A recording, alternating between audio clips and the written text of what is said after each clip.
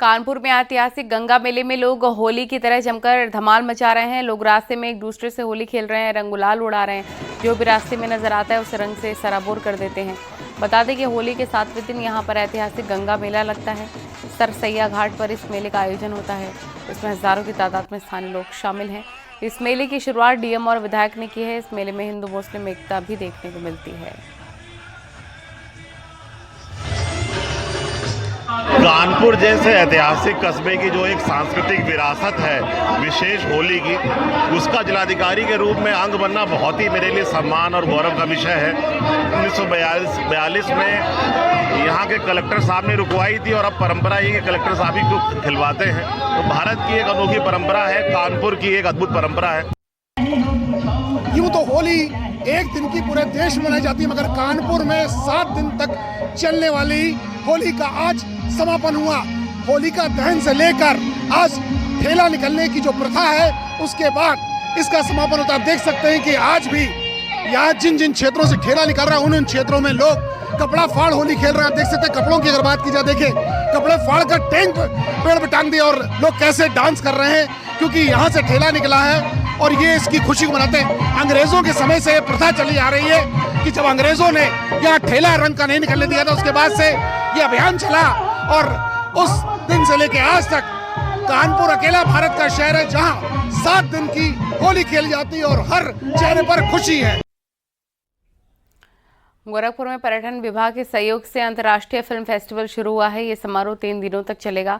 इस film festival की theme धर्म और आध्यात्म पर अंतर्राष्ट्रीय फिल्मोत्सव रखा गया है। और इस कार्यक्रम में शिरकत करने आए डायरेक्टर विवेक अग्निहोत्री ने कहा कि विदेशी आक्रांताओं को जो महिमा मंडन हो रहा है वो गलत है। अर्बन नक्सलवाद ने इस देश में गलत तथ्य को प्रस्तुत किया।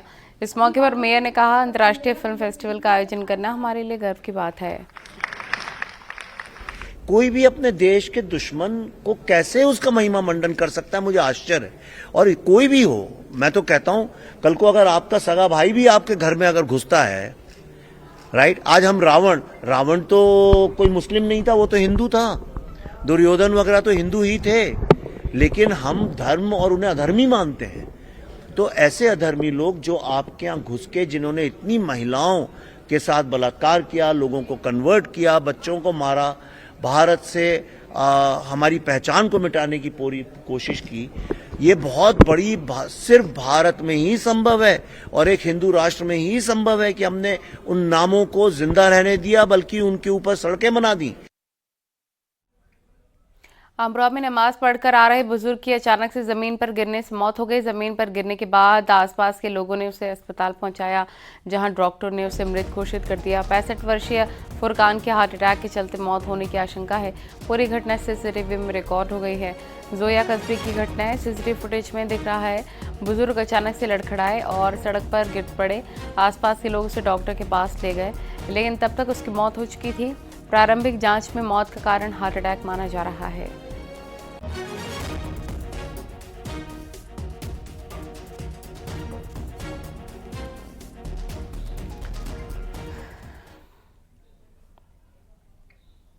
ऑस्ट्रेलिया से काशी आए मैथ्यू ने गंगा घाट पर अपने पिता का पिंडदान किया। सनातन धर्म की मान्यताओं के मुताबिक मैथ्यू ने गंगा स्नान भी किया, पिंड बनाए, फिर तर्पण किया।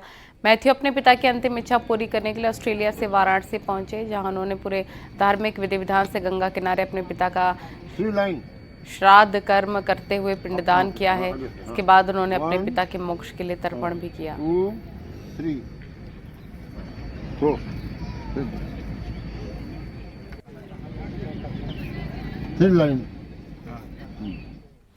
अमरोहा में नेजा मेले में आयोजकों ने मेले के 12 बालाओं का अश्लील डांस कराया। यहाँ पर 12 बालाओं पर जमकर नोट उड़ाए गए हैं।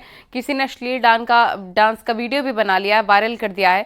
डिडौली थाना क्षेत्र के पूरनपुर में कई वर्षों से मेला लगता है। इसमें बड़ी संख्या में स्थानीय लोग मजार पर पूजा करते हैं। इस मेले में आयोजकों ने 2 दिन की परमिशन लेते हुए मेला लगाया था। इस मेले में ही अश्लील गानों पर जमकर डांस किया गया।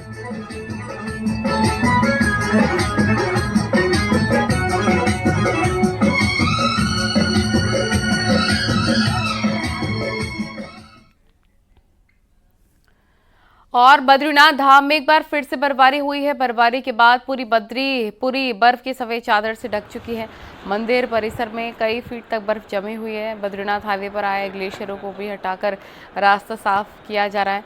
4 मई को बद्रीनाथ धाम के कपाट खोले जाएंगे। इसके लिए हाईवे को ठीक किया जा रहा है। तस्वीरें देख सकते हैं आप, ताज़ा बर्फबारी यहाँ पर हुई है। पर्यटकों के चेहरे खिल चुके हैं। ऊंचाई वाले इलाकों में एक बार फिर से बर्फबारी।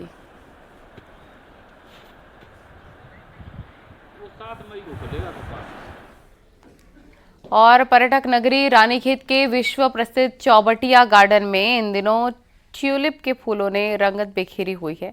कई प्रजाति के रंग बिरंगे ट्यूलिप के फूल पर्यटकों को आकर्षित कर रहे हैं।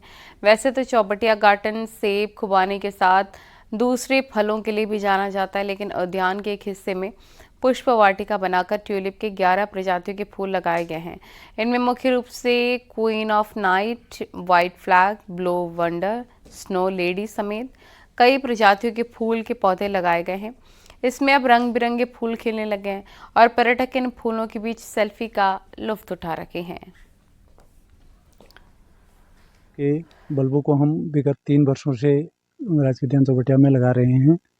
इस वर्ष इसकी हमने 6500 बल्ब लगाए हैं, जिसमें से मेन वैरायटी जो हमारे पास हैं वो red carmine, graffiti, cap top, queen of night, update, top patch, blow wonder, snow lady, white flag और जे मार्क है।